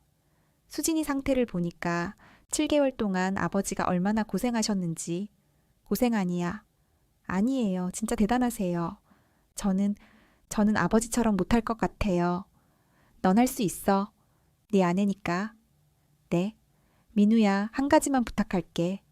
네, 말씀하세요. 수진이 잘 돌봐라. 절대 포기하지 말고. 네, 아버지. 약속드릴게요. 전화를 끊고 침대에 누웠어요. 이제 정말 끝났구나. 다음 날 아침 6시. 알람이 울렸지만 끄고 다시 잠들었어요. 더 이상 일어나지 않아도 되니까요. 9시쯤 일어나 느긋하게 아침을 먹었습니다. 이상했어요. 7개월 만에 처음으로 여유로운 아침이었는데 전혀 편하지 않았어요. 오히려 불안했습니다. 수진이는 잘 있을까? 민우가 잘 돌보고 있을까? 점심때 민우에게 전화했어요. 민우야, 수진이 밥은 먹었니? 네, 아버지. 죽 먹였어요. 재활 운동은? 아직 안 했는데 오후에 하려고요. 꼭 해라. 하루라도 빠지면 안 돼. 네, 알겠습니다. 기저귀는 자주 확인하고. 아버지, 걱정 마세요. 제가 잘할게요. 그래? 미안하다. 너무 간섭했네. 아니에요. 아버지가 걱정되시는 거 이해해요. 일주일이 지났습니다. 그동안 저는 집에서 쉬었어요. 허리 치료도 받고 오랜만에 친구들도 만났습니다. 하지만 계속 수진이 생각이 났어요. 매일 민우에게 전화해서 상태를 확인했습니다. 아버지, 괜찮아요. 수진이 잘 있어요. 재활 운동은 매일 하고 있니? 네, 하고 있어요. 밥은 잘 먹고? 네, 잘 먹어요. 하지만 뭔가 이상했어요. 민우 목소리에 피로가 묻어났습니다. 2주가 지난 어느 날이었어요. 저녁 8시쯤 민우에게서 전화가 왔습니다. 아버지? 왜 그래? 무슨 일이야? 아버지, 죄송한데 내일 좀 와주실 수 있으세요? 무슨 일인데? 제가 회사에 복직했거든요. 응, 알아. 그런데 내일 중요한 회의가 있어서 오전에 꼭 가야 하는데 수진이는? 그게 혼자 두고 가기가. 알았어. 내일 갈게. 정말 죄송해요, 아버지. 괜찮아. 당연한 거지? 다음 날 아침 7시 다시 수진이네 집으로 향했어요. 민우가 문을 열어줬습니다. 아버지, 정말 감사해요. 괜찮아. 어서 회사 가. 점심때쯤 올게요. 천천히 와. 나 있으니까. 민우가 나가고 수진이 방으로 갔어요. 수진아, 아버님이야. 아버님, 수진이가 반갑게 웃었어요. 오랜만이다. 잘 지냈어?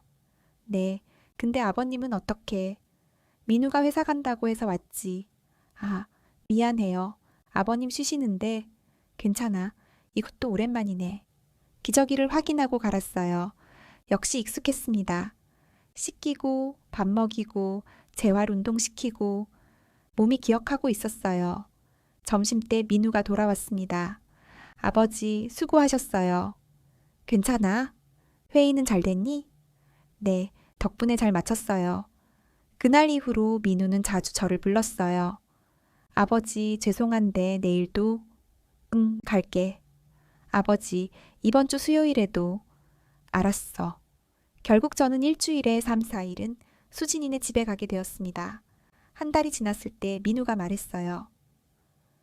아버지, 정말 죄송해요. 제가 아버지한테 너무 의지하는 것 같아요. 괜찮아. 할 수 있을 때 도와주는 거지. 하지만 아버지 허리도 안 좋으신데. 많이 나았어. 걱정 마. 사실 허리는 여전히 아팠어요. 하지만 민우한테 말할 수 없었습니다. 11월이 되었어요. 어느 날 오후 수진이를 목욕시키고 있었습니다. 땀을 뻘뻘 흘리며 수진이 몸을 닦아주고 있었죠. 30분쯤 지났을까요? 욕실 문을 열고 나오는 순간이었어요. 현관문이 열리는 소리가 들렸습니다. 수진아, 일찍 왔어. 민우였어요. 회의가 일찍 끝났나 봐요. 여보, 아버지가. 수진이가 말하려는 순간 민우가 거실로 들어왔습니다. 저와 눈이 마주쳤어요. 저는 땀에 흠뻑 젖은 셔츠를 입고 서 있었고 머리도 흐트러져 있었습니다. 민우의 표정이 굳었어요. 아버지, 뭐 하신 거예요? 수진이 목욕시켰어. 민우가 침실 쪽을 봤어요. 침대에 수진이가 누워 있었습니다. 방금 씻어서 머리가 젖어 있었죠. 아버지, 수고하셨어요. 민우의 목소리가 이상했어요. 평소와 달랐습니다. 괜찮아. 이제 나갈게. 네. 집으로 돌아오는 길, 민우의 표정이 계속 신경 쓰였어요. 뭔가 이상했습니다. 그날 밤 민우에게서 전화가 왔어요. 아버지. 민우야. 아버지, 내일은 안 오셔도 돼요. 응? 내일 회사 가잖아. 제가 반차 낼게요. 왜? 회의 있다고 했잖아. 그냥 제가 있어야 할 것 같아서요. 민우야, 무슨 일이야? 아무 일 아니에요. 그냥 제가 해야죠. 전화를 끊고 나서도 계속 마음에 걸렸어요. 민우한테 무슨 일이 생긴 걸까요? 며칠 후 알게 되었습니다. 민우가 전화를 끊은 후 사흘이 지났습니다. 그동안 민우에게서 연락이 없었어요. 이상했습니다. 평소에는 매일 한 번씩은 전화하던 아들이었는데요. 나흘째 되는 날 아침, 민우에게 전화를 걸었어요. 민우야, 나야. 네, 아버지. 수진이는 어때? 괜찮아요. 재활 운동 잘하고 있니? 네. 대답이 짧았어요. 뭔가 이상했습니다. 민우야, 무슨 일 있니? 없어요. 목소리가 이상한데? 아니에요. 그냥 피곤해서 그래요. 그래? 힘들면 말해. 아버지가 도와줄게. 네, 전화를 끊고 나서도 계속 마음에 걸렸어요. 그날 오후 민우에게서 문자가 왔습니다. 아버지, 주말에 뵐 수 있을까요? 할 말이 있어요. 할 말, 무슨 말일까요? 토요일 오후 2시, 민우네 집에 갔어요. 민우가 문을 열어줬는데 표정이 어두웠습니다. 들어오세요. 수진이는? 낮잠 자고 있어요. 거실 소파에 앉았어요. 민우가 건너편에 앉았습니다. 침묵이 흘렀어요. 민우야, 무슨 일이야? 아버지. 민우가 입을 열었다 닫았다를 반복했어요. 말해봐. 뭔데? 아버지, 혹시, 응? 아버지랑 수진이 뭔가 있었어요? 심장이 철렁했습니다. 뭐가? 솔직히 말씀해 주세요.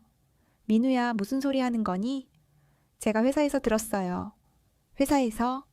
네, 회사 동료가 우리 아파트에 사는 친구가 있대요. 그 친구한테 들었다고. 뭘 들었는데? 민우가 핸드폰을 꺼냈어요. 화면을 보여줬습니다. 아파트 주민 커뮤니티였어요. 5동 503호 관련 제보입니다. 며느리 남편이 해외 발령 갔을 때 시아버지가 매일 집에 출입했습니다. 이제 남편이 돌아왔는데도 시아버지가 계속 와서 며느리를 씻기고 있습니다. 저번 주에 목격했습니다. 시아버지가 땀에 젖은 채로 욕실에서 나오는 걸요. 댓글들이 달려 있었어요. 남편 있는데도 계속 온다고요? 이건 정말 심각한 것 같은데요. 남편분한테 알려야 하는 거 아닌가요? 손이 떨렸습니다. 민우야, 이건 오해야. 오해요? 나는 수진이를 돌보는 것뿐이야. 그럼 왜 제가 있는데도 오신 거예요? 네가 회사 가야 한다고 해서. 아버지, 저 바보 아니에요. 민우의 목소리가 높아졌어요. 저도 다 봤어요. 아버지가 땀 흘리며 욕실에서 나오시는 거, 수진이 머리가 젖어 있는 거. 민우야, 처음엔 아버지를 믿고 싶었어요. 아버지가 그런 분이 아니라고. 하지만 뭐, 이 글을 보니까 사람들이 다 그렇게 생각하는데 사람들이 뭐라고 하든 나는 떳떳해. 제가 소리쳤어요. 나는 네 아내를 7개월 동안 목숨 걸고 돌봤어. 내 허리가 어떻게 됐는지 알아? 매일 아침 일어나는 것도 힘들어. 하지만 참았어. 수진이 때문에, 너 때문에. 아버지, 그런데 지금 뭐야? 네가 나를 의심하는 거야? 아버지, 저도 믿고 싶어요.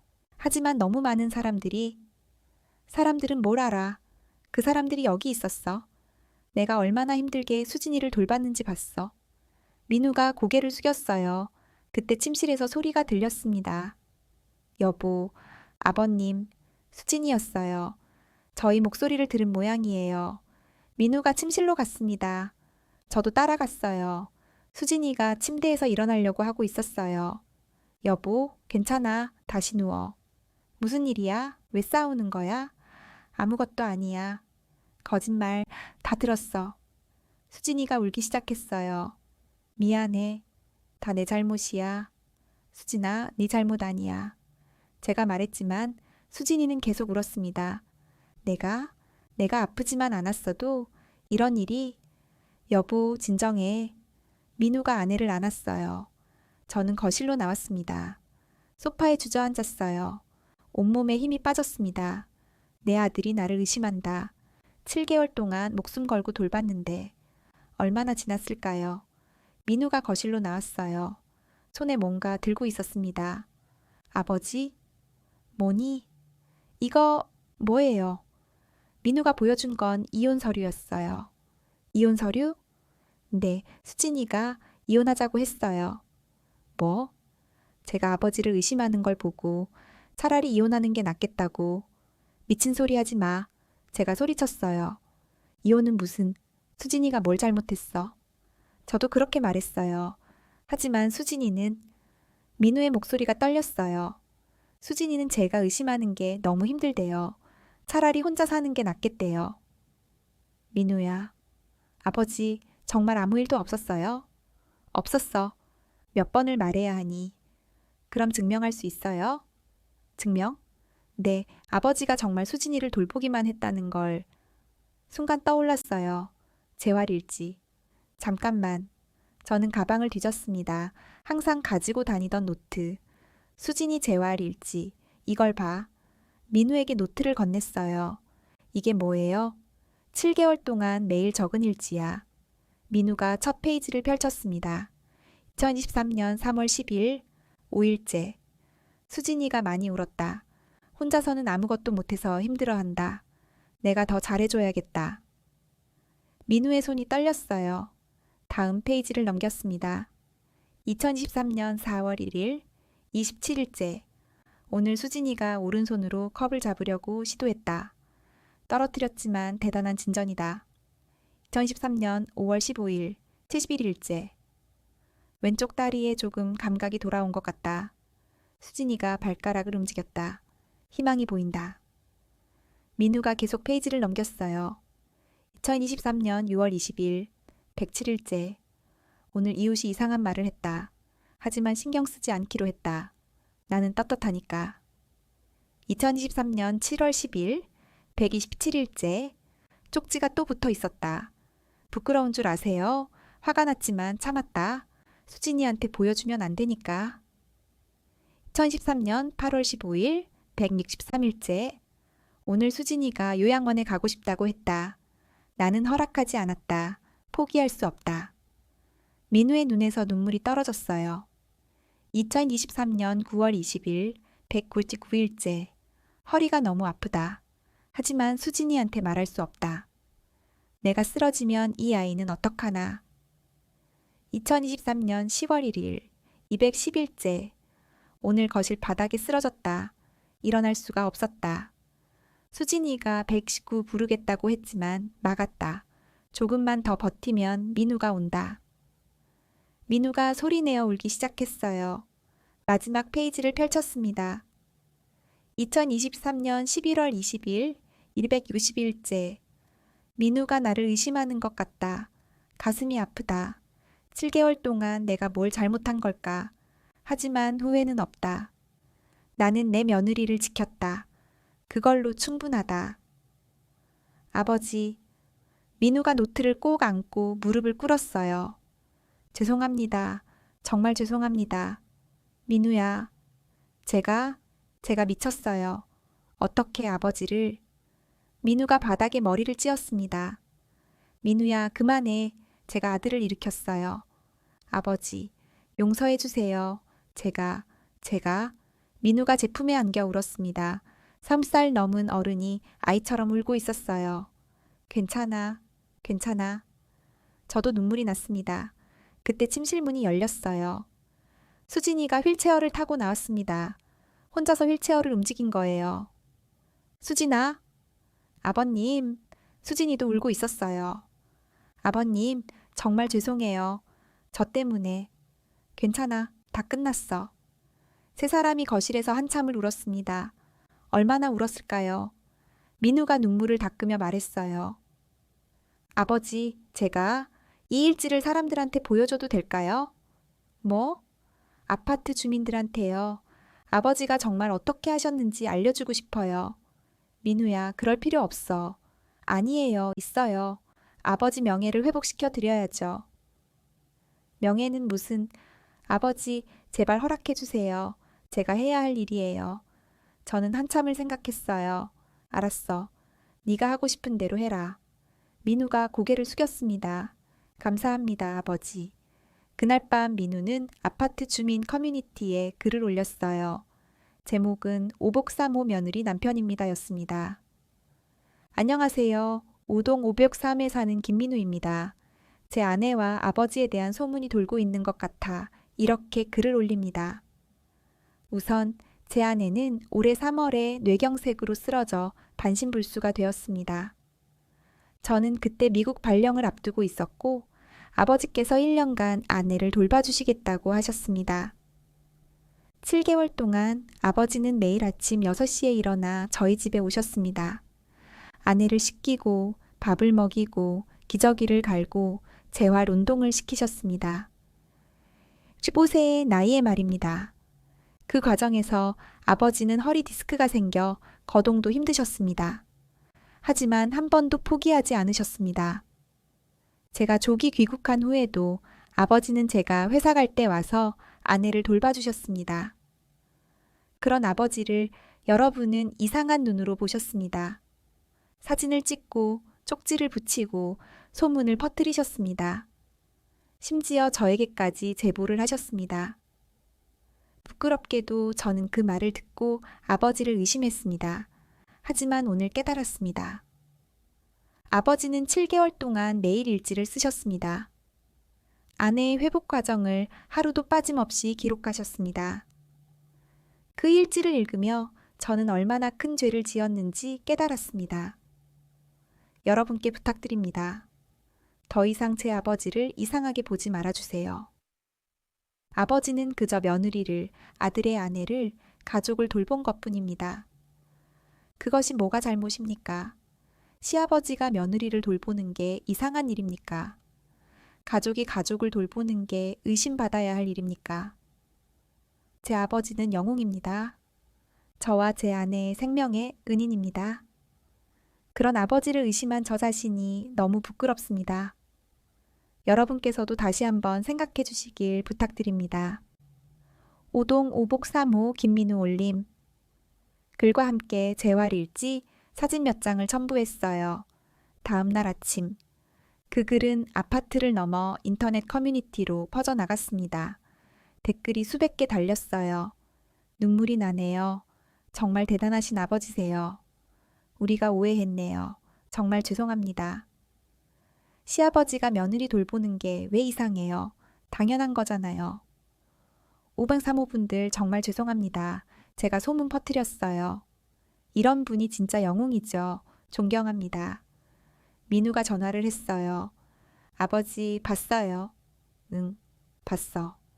사람들이 다 사과하고 있어요. 그래? 아버지 정말 감사해요. 그리고 정말 죄송해요. 괜찮아. 이제 다 끝났어. 아버지. 응? 사랑합니다.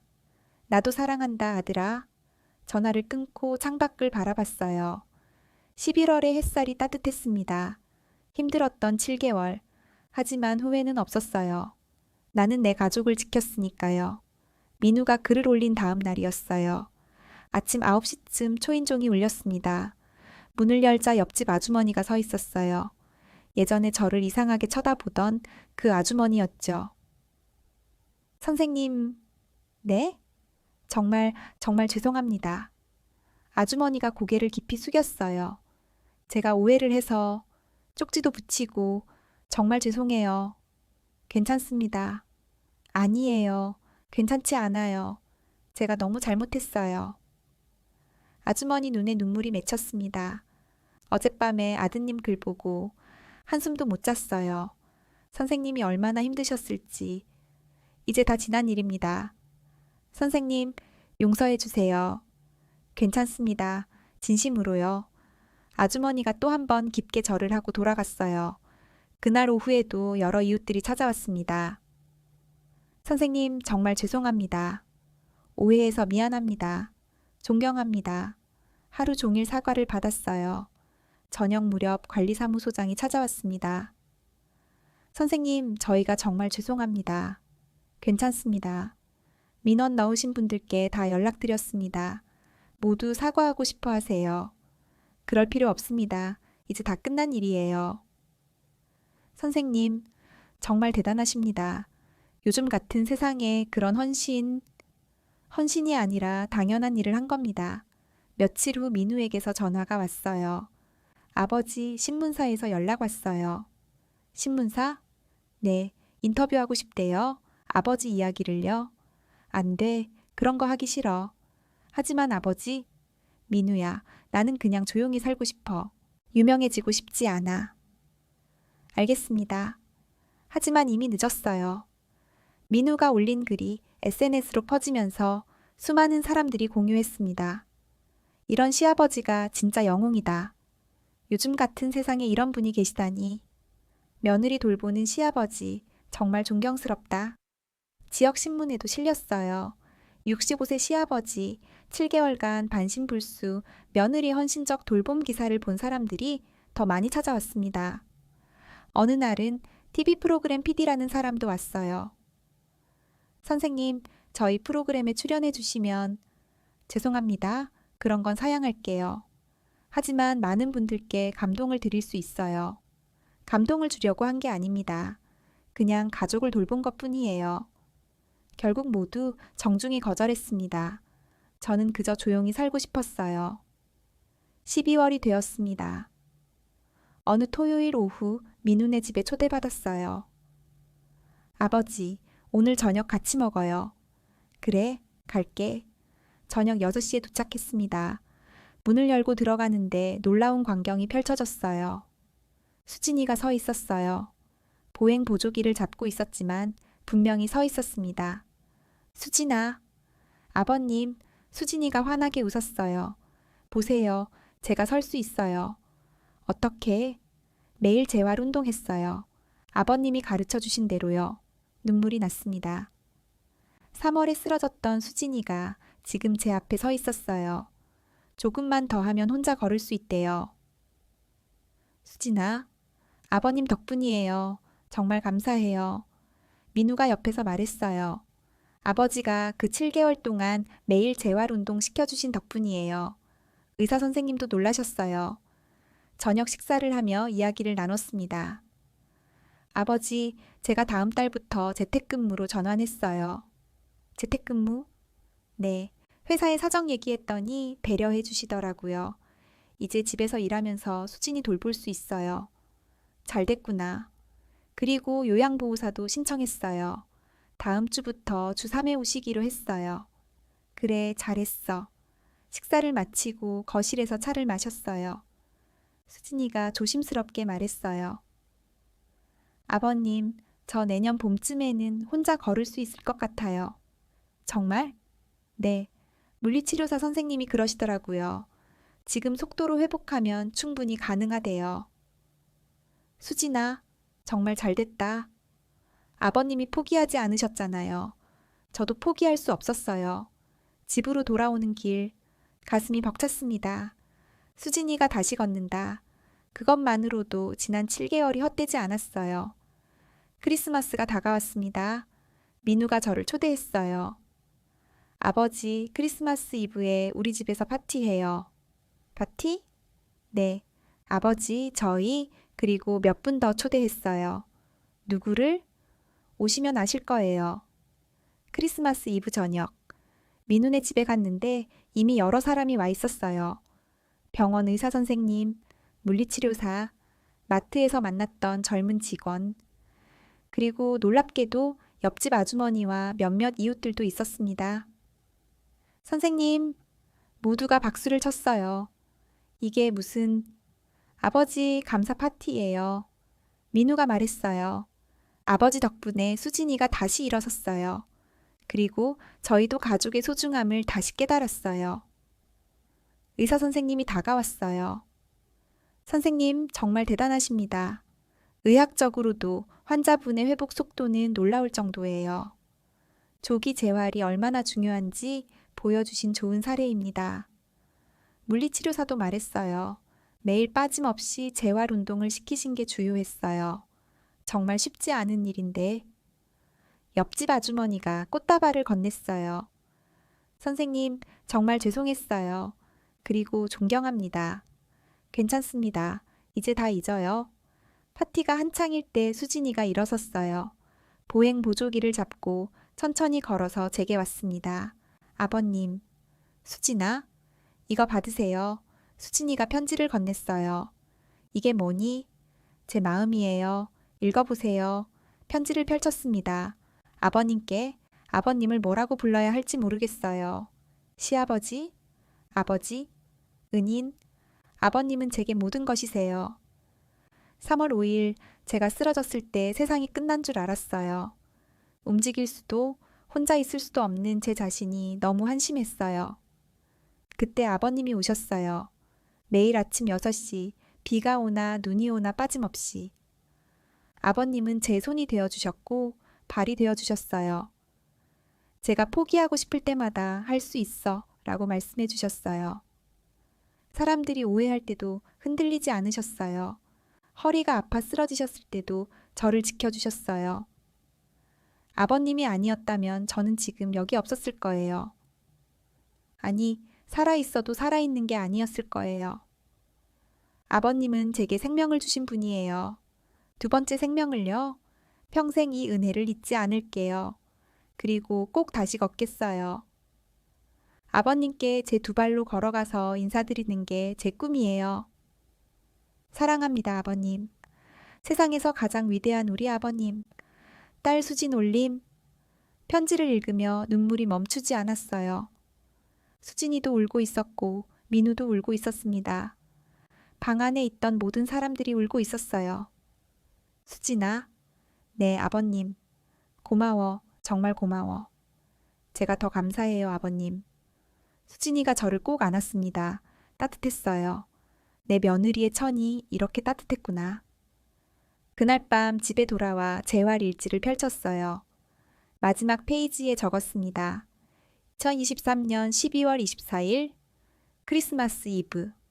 오늘 수진이가 편지를 줬다. 평생 간직할 편지다.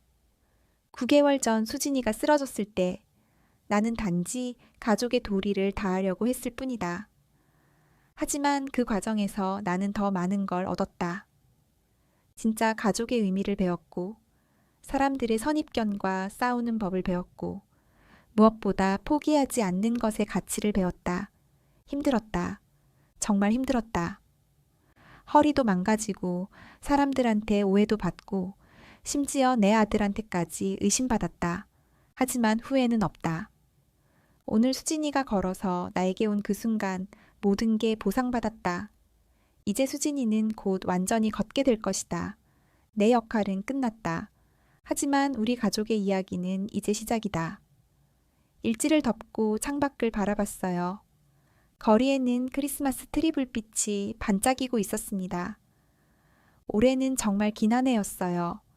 3월부터 12월까지 9개월이라는 시간. 하지만 그 시간이 헛되지 않았습니다. 새해가 되었습니다. 1월 어느 날 민우에게서 전화가 왔어요. 아버지, 큰일 났어요. 왜? 무슨 일이야? 수진이가, 뭐? 어디 다쳤어? 아니에요. 걸었어요. 뭐? 혼자서 보조기 없이 심장이 쿵 뛰었어요. 정말? 네, 지금 당장 오세요. 보여드릴게요. 급하게 옷을 갈아입고 민우네 집으로 달려갔어요. 문을 열고 들어가는 순간 수진이가 보조기 없이 서 있었습니다. 아버님, 그리고 천천히, 정말 천천히 제게 걸어왔어요. 한 걸음, 두 걸음, 세 걸음. 수진아, 10걸음. 수진이가 제 앞까지 걸어왔습니다. 그리고 제 손을 잡았어요. 해냈어요, 아버님. 제가 해냈어요. 수진아, 정말, 정말 잘했어. 저도 수진이도 민우도 모두 울었습니다. 기쁨의 눈물이었어요. 수진이가 다시 걷는다. 그것은 기적이었습니다. 아니, 포기하지 않은 사람들이 만든 기적이었어요. 2월이 되었습니다. 어느 토요일 오후 민우가 저를 공원으로 불렀어요. 아버지, 여기로 와주세요. 왜? 그냥 와보세요. 아파트 단지 안 작은 공원에 갔어요. 그곳에 수진이가 서 있었습니다. 보조기도 없이요. 아버님, 수진이가 환하게 웃으며 손을 흔들었어요. 그리고 천천히 제게 걸어오기 시작했습니다. 이번에는 더 자연스러웠어요. 더 빠르고 더 안정적으로. 수진이가 제 앞까지 걸어와서 말했어요. 아버님, 이제 진짜 걸을 수 있어요. 의사 선생님이 완치 판정 내리셨어요. 완치? 네.